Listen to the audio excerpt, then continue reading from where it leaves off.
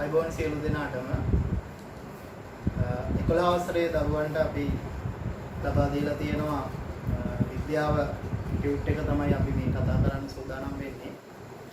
ඒකට ටියුට් එකේ ඔයාලට මුලින්ම මම කරන්න කිව්වේ අපි 10 ශ්‍රේණියේ කොටස් ආවරණය වෙන ප්‍රශ්න ටික ඔයාලට දීලා තියෙනවා. රිවිෂන් එකක් විදියට.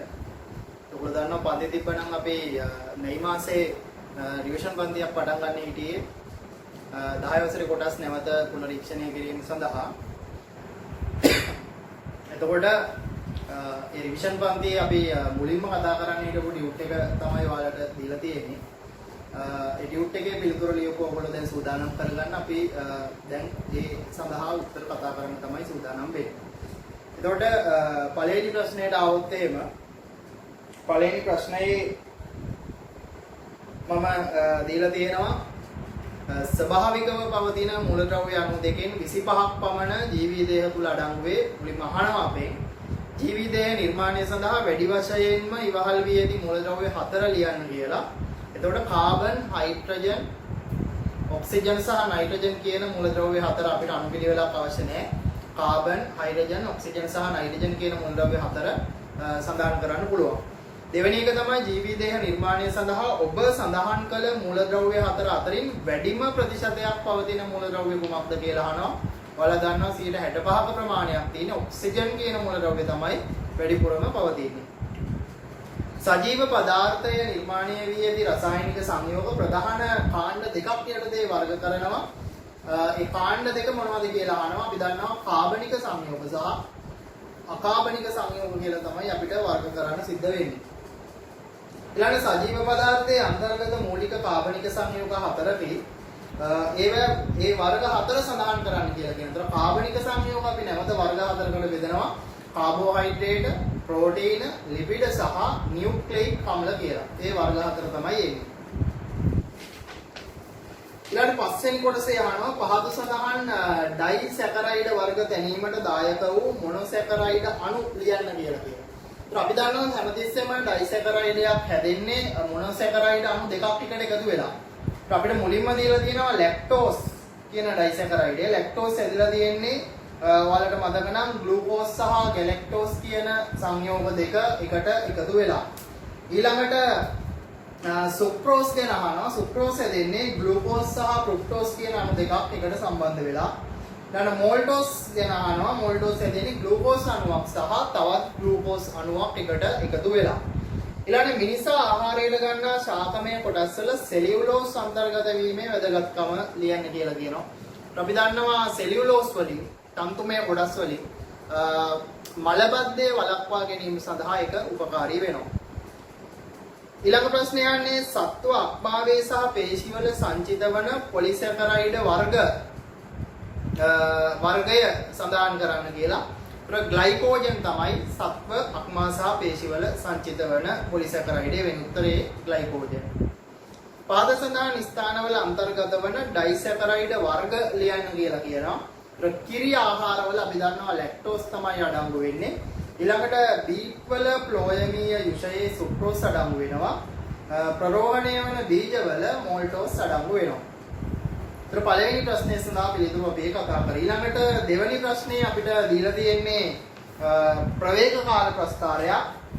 මේකේ අගයන් ඩියුට් එකේ අර ප්‍රින්ටින් මිස්ටේක් එකක් තිබ්බා. අගයන් සඳහන් වෙලා තිබ්බේ නැහැ. පස්සේ මම ඔයගොල්ලන්ට ඒකේ අගයන් WhatsApp කරා. මේ විදිහට අපිට ප්‍රස්ථාරය දීලා තියෙනවා. ඕම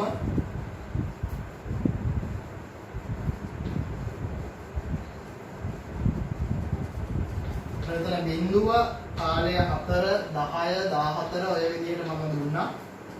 මෙතන ප්‍රවේගය 20යි කියලා.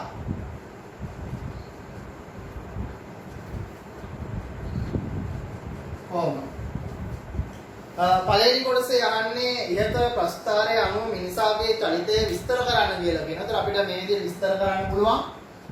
නිශ්චලතාවයෙන් ගමන් අරබා තත්පර 4ක්, නිශ්චලතාවයෙන් ගමන් අරබා තත්පර 4ක්, ඒකාකාර ත්වරණයෙන් ගමන් කර ප්‍රවේගය 20 ms ඍණයක දක්වා වැඩි කරගනී. ඉන්පසු තවත් තත්පර 6ක කාලයක්. ඉන්පසු තවත් තත්පර 6ක කාලයක් එම ඒකාකාර ප්‍රවේගයෙන් ගමන් කර නැවත තත්පර 4ක කාලයක් තුලදී ඒකාකාර මන්දනයකට භාජනය වී නිශ්චලතාවයට පැමිණේ. ඒ විදිහට අපිට චලිතය විස්තර කරන්න පුළුවන්. ඊළඟට දෙවෙනි කොටසේ යනවා පළමු තත්පර 4 තුල මිනිසා සිදු කළ විස්ථාපනය සොයන්න කියලා. ඒතර පළවෙනි තත්පර 4 විස්ථාපනය කියලා කියන්නේ අපි දන්නවා ප්‍රවේග කාල ප්‍රස්ථාරයේ වර්ගඵලය. මේ කොටසේ වර්ගඵලය. පළවෙනි තත්පර 4 සිදු කළ විස්ථාපනය කියන්නේ මේ කොටසේ වර්ගඵලය තමයි අපි හොයන්න ඕනේ. ඒතර අපිට එනවා මේක ත්‍රිකෝණයක්. එන වර්ගඵලයේ භාගයයි ආධාරකයේ වැඩි කිරීම ලම්බ උස ආධාරකය 4යි වැඩි කිරීම ලම්බ උස එනවා 20යි කියලා. ඔය විදිහට. ඒතර මෙතන දෙකෙන් කැපෙනවා දෙවරක් 2යි කියලා 20 වැඩි 2 මීටර 40යි කියලා එනවා. ඔය විදිහට විස්ථාපනය. ඊළඟ තුන්වෙනි කොටස පළමු තත්පර 4 තුල මිනිසාගේ ප්‍රවේගයේ වෙනස් වීමේ ශීඝ්‍රතාවය සොයන්න කියලා. ප්‍රවේගයේ වෙනස් වීමේ ශීඝ්‍රතාවය කියන්නේ බලන්න මතක නම් ත්වරණයට. හරි. ප්‍රවේග කාල ප්‍රස්ථාරකින් අපිට ත්වරණය හොයන්න පුළුවන්. මේ ප්‍රස්ථාරයේ අනුක්‍රමණය තමයි හොයන්න ඕනේ. පැහැදිලිද? ත්වරණය කියන්නේ ප්‍රස්ථාරයේ අනුක්‍රමණය. ප්‍රස්ථාරයේ අනුක්‍රමණය කියලා කියන්නේ y බෙදීම x. y උස තියෙන්නේ 20යි. බෙදීම x 4යි. 20 බෙදීම 4 කියන්නේ 5යි ms ඍණ 2යි. ත්වරණයේ 5යි ms ඍණ 2යි කියලා එනවා. තුන්වෙනි කොටස ඊළඟට හතරවෙනි එකේ සිම්පල් a කොටසේ අහනවා මිනිසාගේ ත්වරණය ශුන්‍ය වන කාල පරතරය කුමක්ද කියලා. ත්වරණය ශුන්‍යයි කියන්නේ ත්වරණයක් නැහැ. ත්වරණය බිඳුවයි කියන එක. ත්වරණය බිඳුවයි කියන්නේ මේ ඒකාකාර ප්‍රවේගයෙන් ගමන් කරපු කොටස. මේ කැලේදී ත්වරණයක් තියෙනවා මේ කැලේදී ත්වරණයක් නැහැ. එහෙනම් ත්වරණය ශුන්‍යයි කියන්නේ ඒකාකාර ප්‍රවේගයෙන් ගමන් කරපු කාල පරතරය. තත්පර 4 ඉඳලා 10 දක්වා. තත්පර 4 සිට 10 දක්වා තමයි ත්වරණය ශුන්‍ය වෙන්නේ. ඊළඟට ත්වරණය ශුන්‍ය වන අවස්ථාවේ ඔහුගේ චලිතය කුමන ආකාරයේ චලිතයක්ද කියලා. ත්වරණය ශුන්‍යයි කියන්නේ අපි දන්නවා ඒකාකාර ප්‍රවේගයෙන් තමයි ගමන් කරලා තියෙන්නේ. අවසාන තත්පර 4 තුල මිනිසාගේ ත්වරණය කොපමණද කියලා අහනවා. අවසාන තත්පර 4 අපිට පේනවා. මෙන්න මේ චලිත කොටස පිළිබඳව අහන්නේ. හරි. ඒතර ත්වරණය හොයන්න පුළුවන් අපිට ප්‍රස්ථාරයේ අනුක්‍රමණයෙන් ඒ කියන්නේ y කණ්ඩාංක වෙනස බෙදීම x කණ්ඩාංක වෙනස. පැහැදිලි. y කණ්ඩාංක වෙනස අපි ගන්නවා මෙතන පසු y කණ්ඩාංකයේ බිඳුවයි පෙර 20යි බිඳුව ඍණ 20 බෙදීම x කණ්ඩාංක වෙනස 14 ඍණ 10.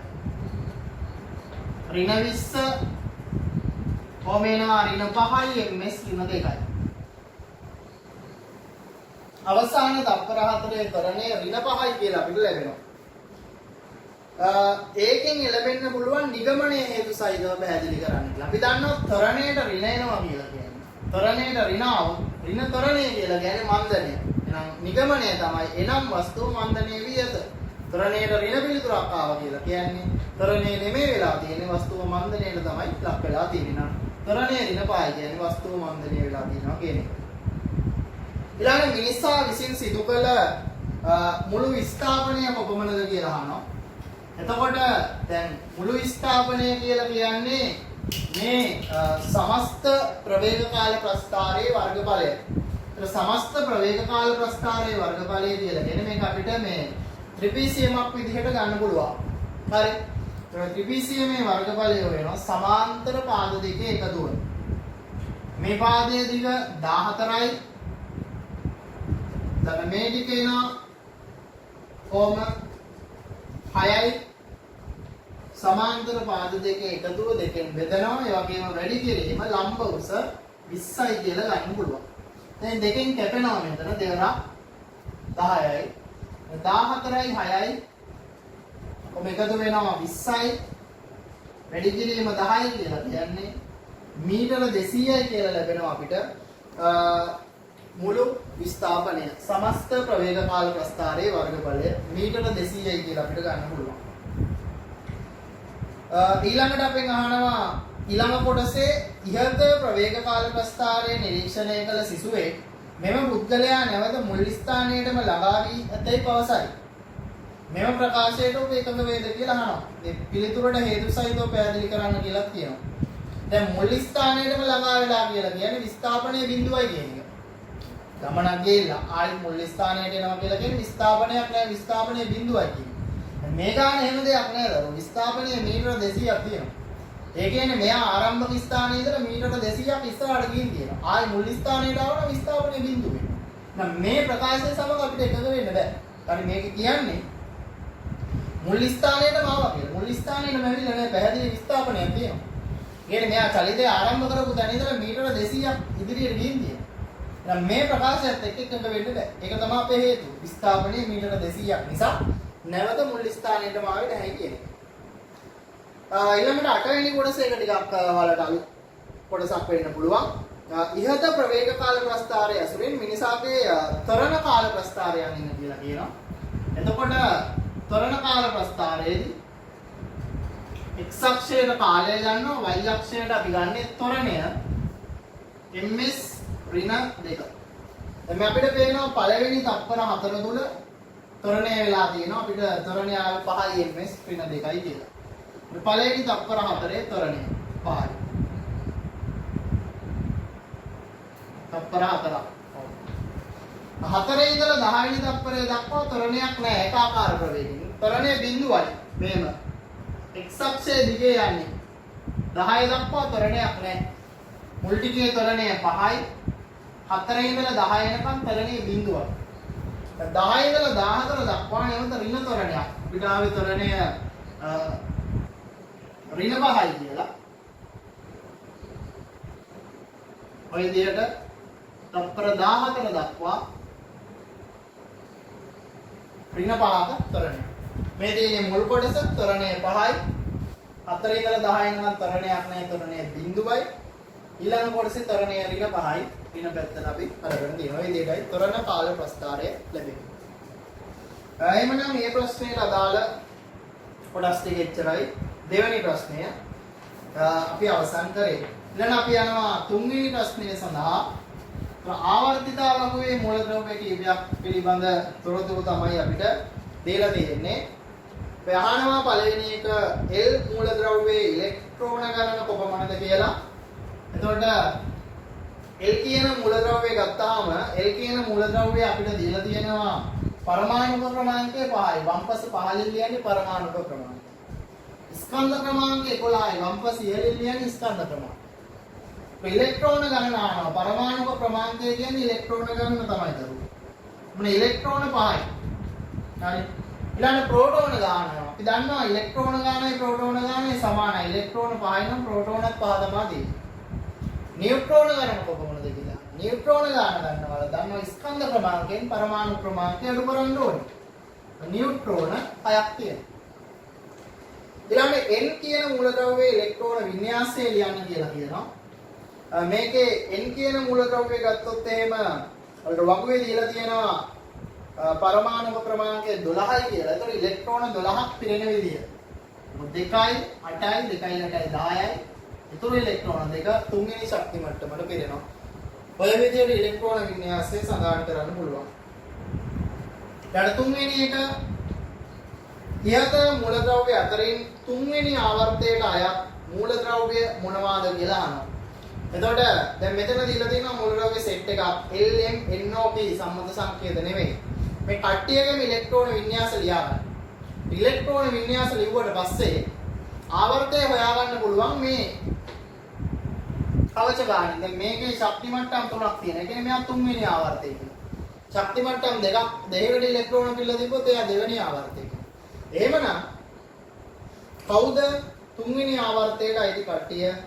M N සහ O කියන මූලද්‍රව්‍ය තුන. M N සහ O කියන මූලද්‍රව්‍ය තුනේ මේ විදිහට කවච තුනකට ඉලෙක්ට්‍රෝන පෙරෙනවා. ඒ කියන්නේ තුන් දෙනාම තුන්වෙනි ආවර්තයට තමයි අයිති වෙන්නේ. ඊට මූලද්‍රව්‍ය අතරින් එකම කාණ්ඩයට අයත් මූලද්‍රව්‍ය මොනවද කියලා අහනවා. එකම කාණ්ඩයට අයිති කට්ටිය හොයාගන්න පුළුවන්. දැන් උදාහරණයක් විදිහට අපි N කියන කෙනා ගත්තොත් ඉන්ගේ අපිට දීලා තියෙන්නේ පරමාණු ක්‍රමාංකය 12යි. 2යි 8යි 2යි. ඕම. ඊළඟට P කියන කෙනා ගත්තොත් P ගේ පරමාණු ක්‍රමාංකය 20යි. 2යි 8යි 8යි 2යි. එහෙනම් අපිට පේනවා අවසාන ශක්ති මට්ටමේ මෙයාගේ ඉලෙක්ට්‍රෝන 2යි මෙයාගේ ඉලෙක්ට්‍රෝන 2යි. දෙන්නම දෙවනි කාණ්ඩයට තමයි අයිති.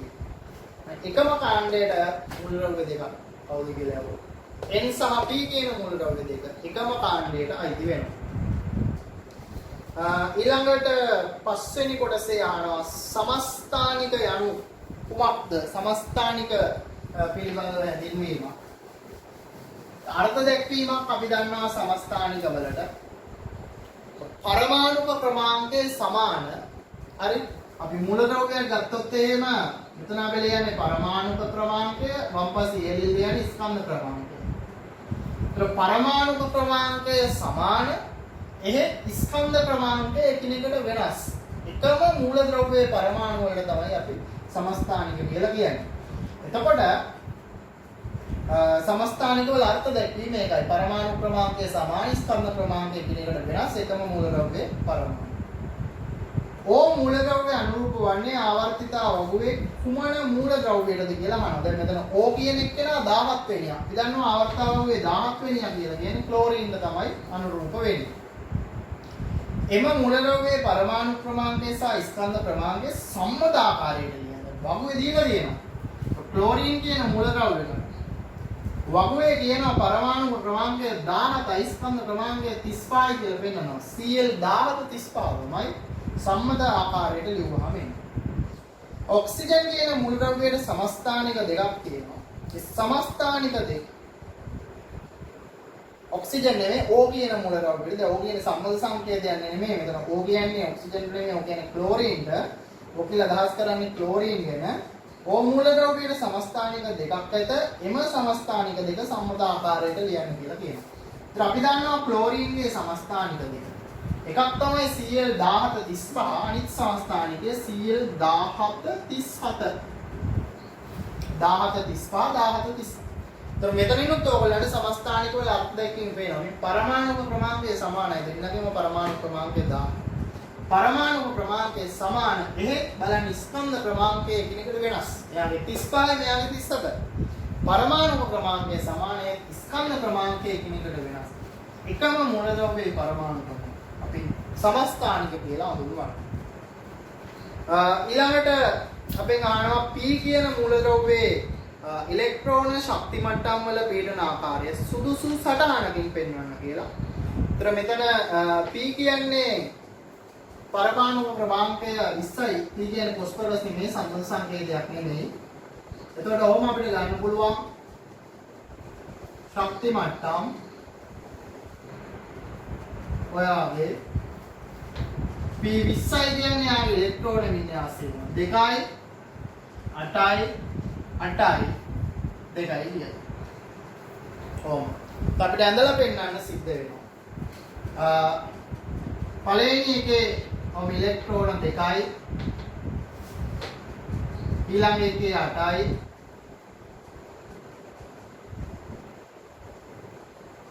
ඊළඟ ශක්ති මට්ටමේ ඉලෙක්ට්‍රෝන 8යි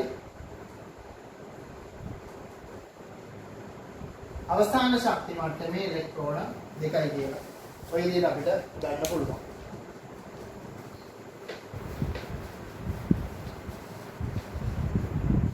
ඊළඟ හතරවෙනි ප්‍රශ්නයට අපි මූලද්‍රව්‍ය වර්ගීකරණය සඳහා ආවර්තිතා වගුවක් මුලින්ම ඉදිරිපත් කරේ. ඔයාලා දන්නවා ඩිමිට්‍රි ඉවෝන් මෙන්ඩලිෆ්.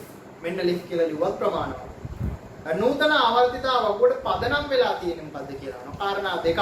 එකම දේ කියවෙන්නේ පරමාණු ක්‍රමාංකය. එහෙම නැත්නම් ඉලෙක්ට්‍රෝන වින්‍යාසය පදනම් කරගෙන තමයි නූතන ආවර්තිතා වගුව සකස් කරලා තියෙන්නේ. ආවර්තිතා වගුවේ සිරස් පේලි පහළ අතර තියෙන ඒවා. මේ අතර තියෙන ඒවා. අපි හඳුන්වන්නේ කාණ්ඩ කියලා. සිරස් පේලි වලට කාණ්ඩ කියලා කියනවා. යම් මූලද්‍රව්‍යයක් ඇතුන කාණ්ඩයේ සහ ආවර්තය තීරණය කරන්නේ කෙසේද කියලා අහනවා. කාණ්ඩයේ ආවර්තය තීරණය කරන්න පුළුවන් ඉලෙක්ට්‍රෝන වින්‍යාසය කියලා. උදාහරණයක් අපි ඉස්සෙල්ලා ඉලෙක්ට්‍රෝන වින්‍යාසය මේ වගේ එකක් ගත්තොත් එහෙම අවසාන ශක්ති මට්ටමේ ඉලෙක්ට්‍රෝන දෙකයි.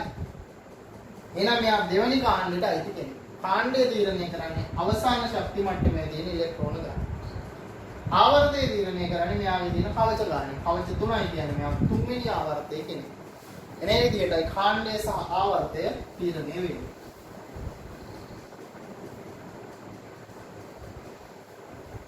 යම් මූලද්‍රව්‍ය පරමාණුක අවසාන ශක්ති මට්ටමේ තියෙන ඉලෙක්ට්‍රෝන කුමන නමකින් හඳුන්වයිද කියලා. අන්තිම වලල්ලට පෙරෙන ඉලෙක්ට්‍රෝන වලට අපි කියන්නේ සංයුජතා ඉලෙක්ට්‍රෝන කියලා. නැවත මේ ප්‍රශ්නේ අහන්න ඔයගොල්ලන්ගේ සමස්ථානික කියන්නේ මොනවද? එකම දෙයානේ රිවිෂන් කරන්න ඔයාලගෙන්. හරි? මතක් කරගන්න. සමස්ථානික කියලා කියන්නේ පරමාණු ක්‍රමාංකයේ සමාන ස්කන්ධ ක්‍රමාංකයේ එකිනෙකට වෙනස් එකම මූලද්‍රව්‍යයේ පරමාණු. සමස්ථානික පරමාණු එකිනෙකින් වෙනස් වන්නේ කෙසේද? කියන්නේ සමස්ථානික වල වෙනස් වෙන්නේ මොනවද කියලා අහනවා. අපි දන්නවා සමස්ථානික වල ප්‍රෝටෝන ගාන සමානයි, ඉලෙක්ට්‍රෝන ගාන සමානයි. හැබැයි වෙනස් වෙන එකම දේ කවුද? නියුට්‍රෝන ගාන තමයි වෙනස්. සමස්ථානික වල වෙනස් වෙන්නේ නියුට්‍රෝන ගාන. හයිඩ්‍රජන්ගේ සමස්ථානික 3 ලියන්න කියලා කියනවා. එතකොට H12 H13 කියලා ගන්න පුළුවන්. හයිඩ්‍රජන්ගේ සමස්ථානික 3. මෙයාලගේ නම් ඔයාලට මතකයි නේ. ප්‍රෝටියම්, ඩියුටීරියම් සහ ට්‍රිටියම්. ප්‍රෝටියම්, ඩියුටීරියම් සහ ට්‍රිටියම් තමයි හයිඩ්‍රජන්ගේ සමස්ථානික 3 නම්. ආවර්තිතා වගුවේ කොටසක් දීලා තියෙනවා. සම්මත සංකේත නෙමෙයි ඒවත්. X ලෙස දක්වා ඇත්තේ මොනවද? මේ පැත්තට. මෙයාට කියන්නේ ආවර්ත කියලා. ලෝහාලෝහ මූලද්‍රව්‍ය. ලෝහ අලෝහ දෙකම අතරමැදි ගතිගුණ දින කෙනා. ඉන්නේ B. B කියන්නේ බෝරෝන්ට නෙමෙයි, සම්මත සංකේතයක් නෙමෙයි. B කියන කෙනා තමයි. අතන මෙතන බෙරිලියම් B කියන සංකේතය එනකොට දීලා තියෙන්නේ. ඊළඟ විද්‍යුත් ඍණතාවයක් තියෙන මූලද්‍රව්‍ය. ඔයාලට මතක තියෙන්න ඕනේ. විද්‍යුත් ඍණතාවයේ වැඩිම කෙනා තමයි ෆ්ලෝරින්. ෆ්ලෝරින් වෙනුවට මෙතන ඉන්නේ කෙනා E. උත්තරේ ගන්න පුළුවන්. පළමු කාණ්ඩයේ නොවන ඒක සංයුජ මූලද්‍රව්‍යයක්. පළවෙනි කාණ්ඩයේ කට්ටිය කොහොමද සංයුජතාවයටයි කියලා දන්නවා. පළවෙනි කාණ්ඩයේ නොවන සංයුජතාවය එක වෙන කෙනෙක්. අපිට ගන්න පුළුවන් මෙයාව ඊව ගන්න පුළුවන්. ඊ කියන්නේ ඇත්තටම ෆ්ලෝරින්. එතකොට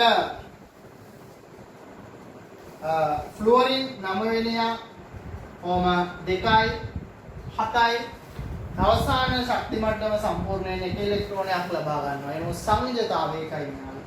ඊටම පාළින් ඉන්නවා G. හරි. ඊ කියන්නේ ක්ලෝරින් 17 වෙනියා ඒ 2යි 8යි 7යි. එයාගේ සංයුජතාවය එකයි නම් E සහ G දෙකෙන් එකක් අපිට සඳහන් කරන්න පුළුවන්. ඒ හතරවෙනි ප්‍රශ්නේ. ඊට පස්වෙනි ප්‍රශ්නේට අපි ආවොත් එහෙම අපිට රූපයක් දීලා තියෙනවා. මේකේ ට්‍රොලිය චලනය වෙන දිශාව රූපයේ පිළිතුරු පත්‍රය ඇඳගෙන පෙන්වන්න කියලා කියනවා අපිට. එතකොට ඔය විදිහට අපි ගත්තොත් එහෙම හරි. මේක තමයි අදින්නේ මේ දිශාවට ඉඳලා දැරියාම ට්‍රොලිය විරුද්ධ දිශාවට චලනය වෙනවා. මේක පෙන්වන්න පුළුවන්.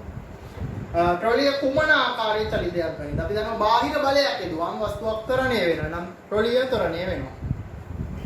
මේකේ ප්‍රශ්නේ පොඩි අඩුපාඩුවක් තියෙනවා. රෝම ඉලක්කම් 3 කොටස ප්‍රශ්නේ ඉවත් කරගන්න ඕගොල්ලෝ. තුන්වෙනි කොටස අයින් කරගන්න. ඒකට පිළිතුරු සපයන්න එපා. ඊළඟ ප්‍රශ්නයට ඉහත සිසුන් විසින් පරීක්ෂාවට ලක් කරන ලද චලිතය පිළිබඳ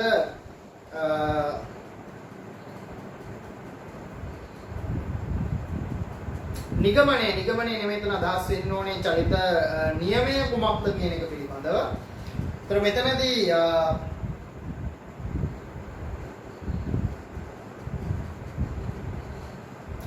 නිව්ටන්ගේ දෙවන නියමය තමයි පරීක්ෂා කරන්නේ එක රබර් පටියක් දැම්මාම වස්තුව ත්වරණය වෙනවා. රබර් පටි දෙකක් දාලා දැම්මාම වස්තුවේ ත්වරණය දෙගුණයකින් වැඩි වෙනවා. බලය දෙගුණයක් කරාම ඒ විදිහට. එතකොට ස්කන්ධයේ M බලය F ලෙස ගත්තාම ත්වරණය සඳහා ප්‍රකාශනයක් කියන. අපි දන්නවා දෙවන නියමයේ සම්බන්ධ සමීකරණය F සමානයි එන්නේ විතාවුන් මතක තබාගත යුතු සමීකරණයක්. ත්වරණය සහ බලය ස්කන්ධය අතර සම්බන්ධතාවය. ඒකේ පොඩි ගානක් දීලා තියෙනවා. පායි kg ස්කන්ධයකට 3යි ms ඍණ 2 ත්වරණයක් ලබා දීමට අවශ්‍ය බලය හොයන්න කියලා මේ F සමාන ma කියන සමීකරණ ආදේශ කරනවා. m පායි kg වැඩි කිරීම ත්වරණය 3යි ms ඍණ 2යි. කොහොම එනවා අපිට 15යි නිව්ටන් කියනවා. නිව්ටන් 15යි. ඊට සිසුන් කළ ක්‍රියාකාරකම තවත් සිසුවක විසින් රළු පෘෂ්ඨයක් මත රොලිය තබා ඒ අයුරින් සිදු කළේය. එෙහිදී ඔහුගේ නිරීක්ෂණය කෙබඳු වේද කියලා අහනවා. එතකොට රළු පෘෂ්ඨයක් මත නම් රොලිය චලනය කරන්න වැඩි බලයක් මෙයාට යොදන්න සිද්ධ වෙනවා. ඒකට හේතු වෙච්ච බලය මොකක්ද කියලා අපි දන්නවා. රළු පෘෂ්ඨයක් මත බාධා බලයක්, චලිතයට බාධා බලයක් ඇති වෙනවා. ඒ බලේ නම තමයි ඝර්ෂණ බලය. හේතුව ඝර්ෂණ බලයක් ක්‍රියාත්මක වීම. ඊයතව සඳහන් කළ බලය රඳාපවතින සාධක දෙකක් කියන්නේ කියලා අපිට කියනවා. අපි දන්නවා ඝර්ෂණය රඳාපවතිනවා පෘෂ්ඨයේ රළු හෝ සුමඩ බව. පෘෂ්ඨයේ රළුද සුමඩද කියන එක පිළිබඳව. ඝර්ෂණය රඳාපවතින සාධකයක්. අනිත් එක තමයි අභිලම්භ ප්‍රතික්‍රියා බලය. ස්පර්ශක පෘෂ්ඨවල ස්වභාවය, ඒ කියන්නේ රළුද සුමඩද කියන එක සහ අභිලම්භ ප්‍රතික්‍රියා බලය ඝර්ෂණය සඳහා බලපාන සාධක දෙක වෙනවා. ඊළඟට අපි ගියොත් එහෙම 6වෙනි ප්‍රශ්නෙට භෞතික ස්වභාවය අනුව පදාර්ථයේ අවස්ථා තුන අහනවා ඝන, ද්‍රව සහ වායු. ඊළඟට රදර්ෆර්ඩ් විසින් ඉදිරිපත් කරපු ආකෘතිය අහනවා ග්‍රහ ආකෘතිය. රදර්ෆර්ඩ්ගේ ග්‍රහ ආකෘතිය කියලා අපි කියන්නේ. රදර්ෆර්ඩ් ඉදිරිපත් කරේ ග්‍රහ ආකෘතිය. පරමාණුක ස්කන්ධය ඒකරාශී වූ ප්‍රදේශයේ කුමක්ද කියලා අහනවා. දන්නවා පරමාණුවේ ස්කන්ධයෙන් වැඩි කොටසක් ඒකරාශී වෙලා තියෙන්නේ මෙයාගේ න්‍යෂ්ටියට. රදර්ෆර්ඩ් ආකෘතියට අනුව ඉදිරිපත් වෙච්ච කරුණු දෙකක් ලියන්න කියලා කියනවා. රදර්ෆර්ඩ් පැහැදිලි කරා මේ පරමාණුවේ සමස්ත ධනාරෝපණ ටික න්‍යෂ්ටියට කේන්ද්‍රගත වෙලා තියෙනවා කියන එක. අන්න ඉලෙක්ට්‍රෝන න්‍යෂ්ටිය වටා ගමන් කරනවා කියන එකත් එයා පැහැදිලි කරා. ඒ කරුණු දෙක අපිට කියන්න පුළුවන්. මේක වඩාත් පැහැදිලි කරා ඊළඟ ප්‍රශ්නේ අහන්නේ නිශ්චිත ගමන් පදවල ඉලෙක්ට්‍රෝන චලිතය යෙදෙන බව සඳහන් කරේ. නීල්ස් බෝර් විසින් නූතනයේ පිළිගන්න පරමාණු ආකෘතිය නීල්ස් බෝර් ආකෘතිය. නීල්ස් බෝර් තමයි පුද්ගලයාගේ නම. පරමාණුක ස්කන්ධයේ බලපාන උපපරමාණුක අංශු මොනවද කියලා අහනවා. අපි දන්නවා ස්කන්ධයට බලපාන න්‍යෂ්ටිය ඇතුලේ තියෙන ප්‍රෝටෝන සහ නියුට්‍රෝන. ඉලෙක්ට්‍රෝන ස්කන්ධේ නොසලකිය හැකි තරම් කුඩා. ඊළඟට මේ එක එක ශක්ති මට්ටම් වල තියෙන උපරිම ඉලෙක්ට්‍රෝන ගණන අහනවා. දන්නවා KLMN ඔය විදිහට තියෙන්නේ. එතකොට 2යි 8යි 18යි 32යි ඕම L ශක්ති මට්ටමේ යනවා. L ශක්ති මට්ටමේ 8යි M ගේ 18යි තියෙන්න පුළුවන් උපරිම ඉලෙක්ට්‍රෝන සංඛ්‍යාව. නූතන ආවර්තිතාව වගුවට අයත් කාණ්ඩ සංඛ්‍යාව කොපමණද කියලා අහනවා. ආවර්තිතාව වගුවට කාණ්ඩ 8යි තියෙන්නේ. අපි දන්නවා කාණ්ඩ අංක ලියන්නේ රෝමි ලක්කම් වලින්. මුල්ද්‍රව්‍යයක් අයත් වන කාණ්ඩ අංකයේ සහ ආවර්තය තෝරාගන්නේ කෙසේද කියලා අහනවා. කලින් ප්‍රශ්නකත් අපි පැහැදිලි කරා. ඉලෙක්ට්‍රෝන වින්‍යාසය ලියන්න තමයි තියෙන්නේ. ඉලෙක්ට්‍රෝන වින්‍යාසය ලියුවාම අවසාන ශක්ති මට්ටමේ තියෙන ඉලෙක්ට්‍රෝන ගාන කාණ්ඩ අංකයට ඍජුවම සමානයි. ශක්ති මට්ටම් ගාන වලලු තුනක් තියෙනවා නම් තුන්වෙනි ආවර්තයේ ශක්ති මට්ටම් ගාන ආවර්තයට සමානයි. එහෙනම් කාණ්ඩයේ ආවර්තයේ දෙකම තීරණය වෙන්නේ ඉලෙක්ට්‍රෝන වින්‍යාසය මත. ඊළඟට ප්‍රෝටියම්, ඩියුටීරියම් සහ ට්‍රිටියම් යන සමස්ථානික පෙන්වන මූලද්‍රව්‍ය කුමක්ද කියලා අහනවා. හයිඩ්‍රජන් කියන මූලද්‍රව්‍ය තමයි මේ සමස්ථානික තුන පෙන්වන්නේ කලින් කතා කරා. සමස්ථානික වල එකිනෙකින් වෙනස් වෙන්නේ මොනවද? නියුට්‍රෝන, ප්‍රෝටෝන සහ ඉලෙක්ට්‍රෝන ගාන සමානයි. හැබැයි නියුට්‍රෝන ගාන තමයි එකිනෙකට වෙනස් කියලා අපි ඉගෙන ගත්තේ. ආවර්තිතා වගුවේ ආවර්තයක් ඔස්සේ ඉදිරියට යනකොට වෙනස් වන ලක්ෂණ දෙකක් සඳහන් කරන්නේ. අපි ප්‍රස්ථාර ඉගෙන ගත්තා. මතක නම් මේ ආවර්තයක් ඔස්සේ ඉදිරියට යනකොට ඕම ඉස්සරහට යනකොට විද්‍යුත් ඍණතාවය වෙනස් වෙනවා. පළමු අයනීකරණ ශක්තිය වෙනස් වෙනවා. තව සාධක අපිට කියන්න පුළුවන්. දෙකක් මෙතනදී අහන්නේ. විද්‍යුත් ඍණතාවය සහ පළමු අයනීකරණ ශක්තිය තමයි වෙනස් වෙන්නේ. ඊළඟට පහසන ඔක්සයිඩ් වල ආම්ලික, බ්ලාෂ්මික සහ උභයගුණී ස්වභාවය ලියන්න කියලා කියනවා. මුලින්ම ගත්තොත් SiO2 අලෝහ ඔක්සයිඩයක් අලෝහ ඔක්සයිඩ ආම්ලිකයි කියලා අපි දන්නවා. Cl2O7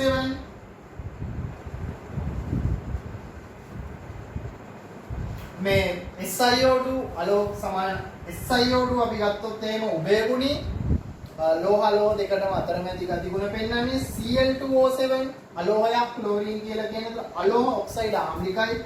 මෙයාට උභයගුණී කියන්න පුළුවන් අපිට. මෙයා අලෝහ ඔක්සයිඩයක් අලෝහ ඔක්සයිඩ ආම්ලිකයි. ඊළඟට අපි ගත්තොත් MgO මැග්නීසියම් ඔක්සයිඩ් ලෝහ ඔක්සයිඩයක් ලෝහ ඔක්සයිඩ බාෂ්මිකයි කියන අපි දන්නවා. ඔය විදිහට ලැබෙනවා. මූලද්‍රව්‍ය පරමාණුක සංයුජතාවය යනු මොකක්ද කියලා කියනවා. අහනවා අපෙන් ප්‍රශ්නයක්. සංයුජතාවය. එතකොට අපි දන්නවා සංයුජතාවය කියලා කියන්නේ මූලද්‍රව්‍යයක් පිට කරන ස්ථායි ඉලෙක්ට්‍රෝන වින්‍යාසයක් ලබා ගැනීමේදී එක්කෝ ඉලෙක්ට්‍රෝන පිට කරනවා එක්කෝ ඉලෙක්ට්‍රෝන ලබා ගන්නවා. එහෙම නැත්නම් ඉලෙක්ට්‍රෝන හවුලේ තබා ගැනීමක් කරනවා. එක්කෝ පිට කරන ඉලෙක්ට්‍රෝන ගන්න. එහෙම නැත්නම් ලබා ගන්නා ඉලෙක්ට්‍රෝන ගන්න. ඕ හවුලේ තබා ගන්නා ඉලෙක්ට්‍රෝන ගන්න සංයුජතාවය කියලා හමුවෙනවා. පිට කරන හෝ ලබා ගන්නා හෝ හවුලේ තබා ගන්නා ඉලෙක්ට්‍රෝන සංඛ්‍යාව සංයුජතාවය කියලා අපිට හඳුන්වන්න පුළුවන්. ඒ ප්‍රශ්නේ අවසන් ඊළඟ 7 වෙනි ප්‍රශ්නේ වලට ජීව විද්‍යාවෙන් දීලා තියෙන්නේ අපි රූපයක් දීලා තියෙනවා. සත්ත්ව සෛලයක රූපයක්. පළවෙනි කොටස සත්ත්ව සෛලයක් රූපය. කොටස් ටික නම් කරන්න කියනවා. A කියන්නේ අපිට ගොල්ගි සංකීර්ණය. ඊළඟට B න්‍යෂ්ටිය. රූපයේ විදිහට C කියන්නේ මයිටොකොන්ඩ්‍රියම සහ D සිනිඳු අඩි කියලා කොටස් දෙකක් නම් කරලා දෙනවා. නම් රළුද සිනිඳුද කියන්න එපා. අන්තප්ලාස්මීය ජාලිකා කියලා පොදුවේ නම් කරන්න පුළුවන්. A B C D ඒ විදිහට. ශාක සෛලයක් සහ සත්ව සෛලයක් අතර දක්නට ලැබෙන සමානකම් මොනවාද කියලා අහනවා. සමාන දේවල් මයිටොකොන්ඩ්‍රියම ශාක සෛලවලයි සත්ව සෛලවලයි දෙකේම තියෙනවා. ඊළඟට අපි ගත්තොත් න්‍යෂ්ටිය පාලන මධ්‍යස්ථානීය ශාක සෛල සත්ව සෛල දෙකේම තියෙනවා. ඊළඟ එකේ අහන වෙනස්කම්. ශාක සෛලවලයි සත්ව සෛලවලයි වෙනස්කම්.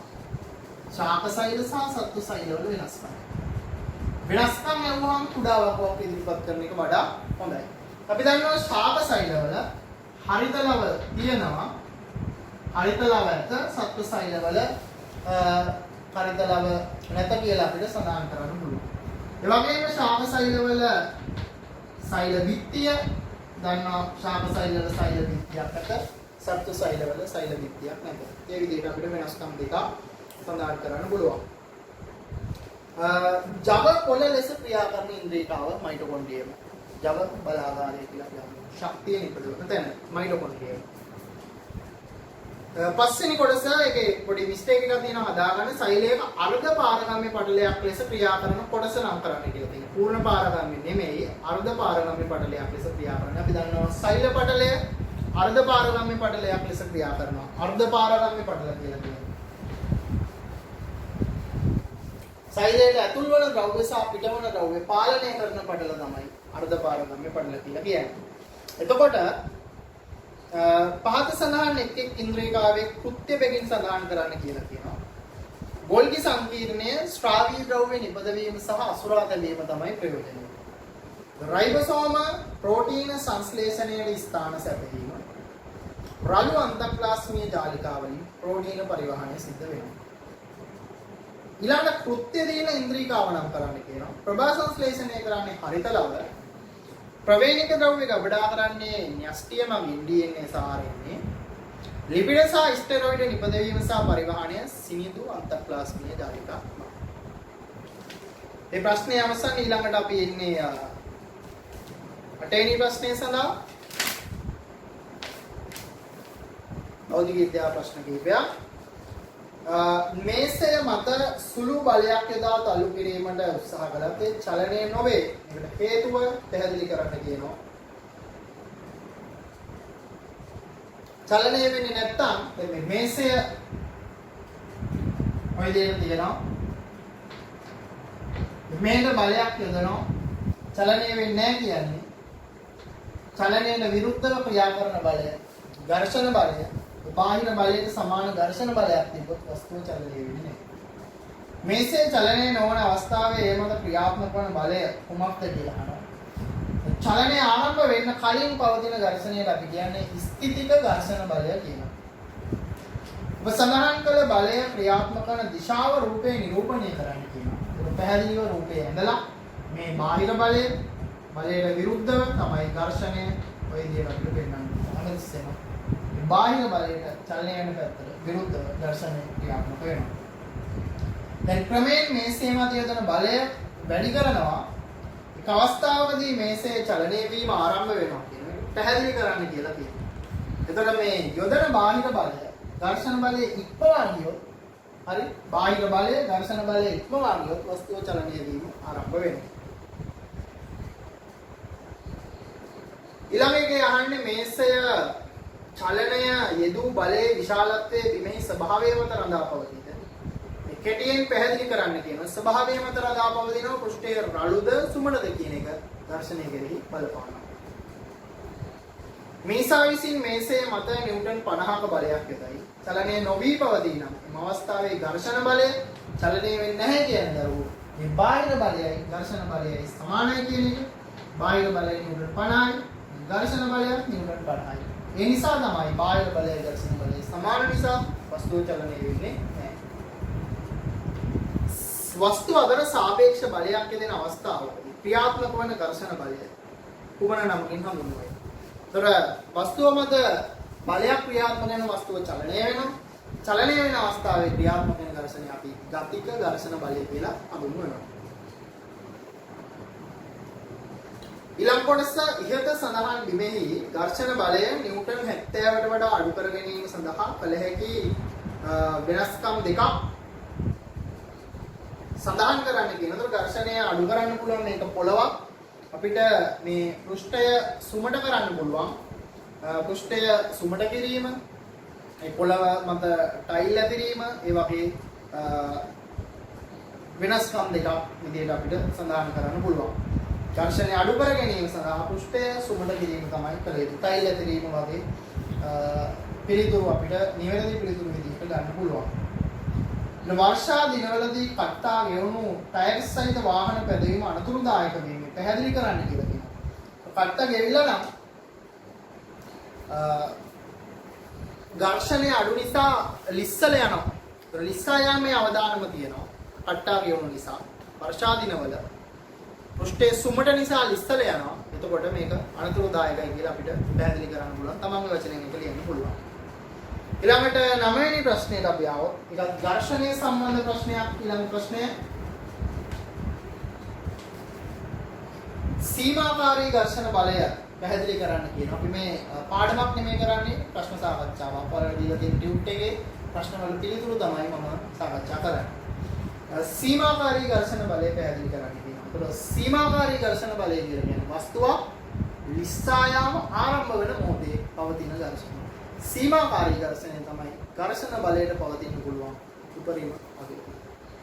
ගතික ඝර්ෂණ බලය සීමාකාරී ඝර්ෂණය කියලා කියන්නේ චලනය ආරම්භ වෙනවා. ගතික ඝර්ෂණය කියන්නේ වස්තුව චලනය වෙනකොට චලනය ආරම්භ වුණාට පස්සේ පවතින ඝර්ෂණ බලය. අපිට ඝනකාභයක් තියලා තියෙනවා. ඉහත ගඩොල් කැටය කොන්ක්‍රීට් බිමේ චලනය කිරීමට අවශ්‍ය උපරිම බලයේ යෙදිය යුත්තේ කුමන පෘෂ්ඨය බිම හා ස්පර්ශව ඇති අවස්ථාවේද කියලා අහනවා.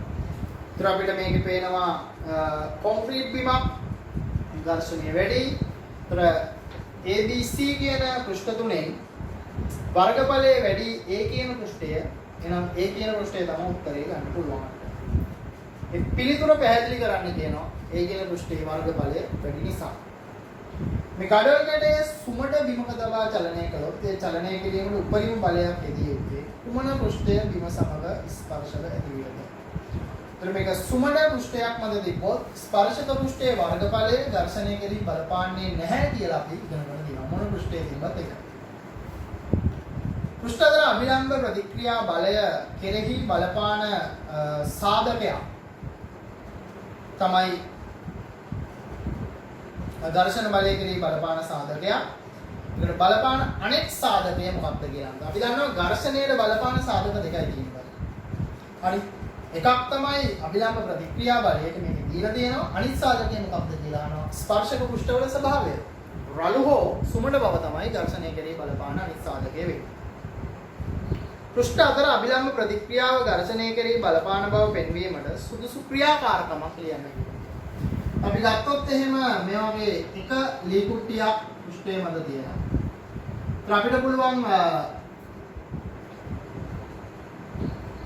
දුරු තරාදියක් දාලා මේ පැත්තට බලය යොදලා ඇදලා මේ චලනය කරන්න අවශ්‍ය බලය දුරු තරාදිය මගින් වෙනවා. ඊළඟට අපි මෙවැනි ලී කුට්ටි දෙකක් මේක මත එක තියලා මේ වගේ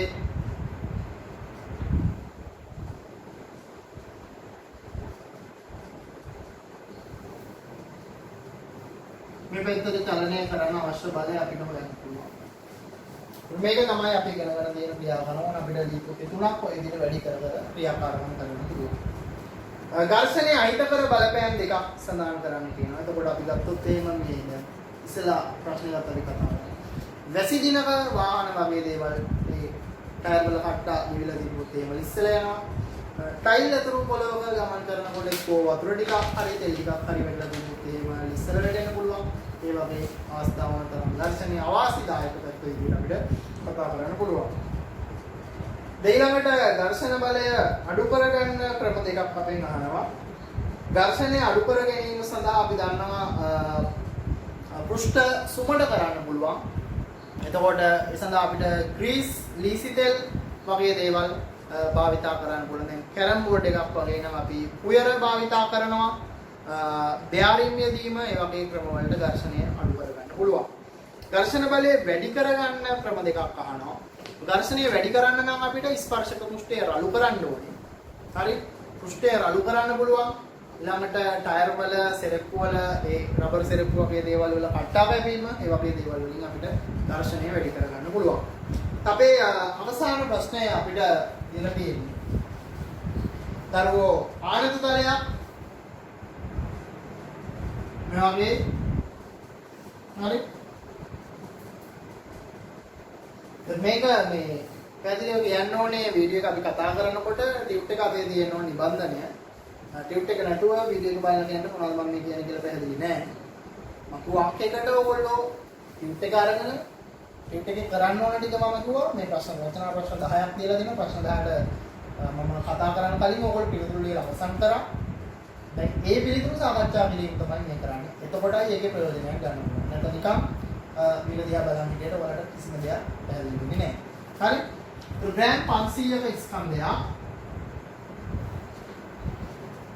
ලී කුට්ටිය ආනදලයන් ඔස්සේ පහළට ලිස්සා යාමට හේතු වන බලය කුමක්ද කියනවා. මෙයාගේ බර නිසා තමයි බර පහළට ක්‍රියා කරන mg බර නිසා තමයි මෙයා පහළට ලිස්සලා යන්නේ. ලිස්සන වේගය අඩු කරන්න අපිට පුළුවන්. ලී කුට්ටිය ආනතිය අඩු කරන්න. ආනතිය අඩු කරනවා කියලා කියන්නේ මේ වගේ. හරි. ඉස්සලා යන වේගය වැඩි කරන්න නම් ආනතිය වැඩි කරන්න ඕනේ. මේ වගේ ලී කුට්ටිය තිබ්බොත් ඉස්සලා යන වේගය වැඩි. ඇන්ගල් එක අඩු කරොත් ඉස්සලා යන වේගය අඩු වෙනවා. ආනතියෙන් අපිට මේ දෙකම පාලනය කරගන්න පුළුවන්. ලී කුට්ටිය ඉහළ කෙළවරේ රඳවා ඇති ඒ මත ක්‍රියාත්මක වන රඳවා ඇති අවස්ථාවේ ඒ මත ක්‍රියාත්මක වන බල නිරූපණය කරනවා. මේන බල පල්ලයට ලිස්සනවා නම් මෙයාගේ ඝර්ෂණය එදියට විරුද්ධව චලනයට විරුද්ධව ඉහළට ඝර්ෂණය ක්‍රියාත්මක වෙනවා. ලී කුට්ටියේ බර සොයන්න කියලා කියනවා. අපි දන්නවා බර කියන්නේ mg ස්කන්ධය වැඩි ගුරුත්වජ ත්වරණය. ස්කන්ධය අපිට ග්‍රෑම් 500යි කියනවා. 10න් බෙදනවා කිලෝග්‍රෑම් කරන්නේ. ස්කන්ධය g10යි ms කියන දෙකයි. බිඳු 3ක් ලැබෙනවා නිව්ටන් 5යි කියලා දෙනවා අපිට බර. ලී කුට්ටියේ නිව්ටන් 10ක බලයක් යොදනවා නම් මේ චලනය වන ලී කුට්ටියේ ත්වරණය සොයන්න කියලා කියනවා. අපි දන්නවා ත්වරණය හොයන්න සමීකරණය තමයි x සමානයි ma. එතකොට F කියන්නේ බලය නිව්ටන් 10යි කියලා දීලා තියෙනවා. M කියන්නේ ස්කන්ධය ග්‍රෑම් 500යි. ඒ කියන්නේ කිලෝග්‍රෑම් ඔය විදිහට. හරි. එම කැපෙනවා කෙලින්ම 500 ඒවා දෙකයි හරස් ගුණිතය ගමු. ඒ සමානයි 20යි ms ගුණිතය.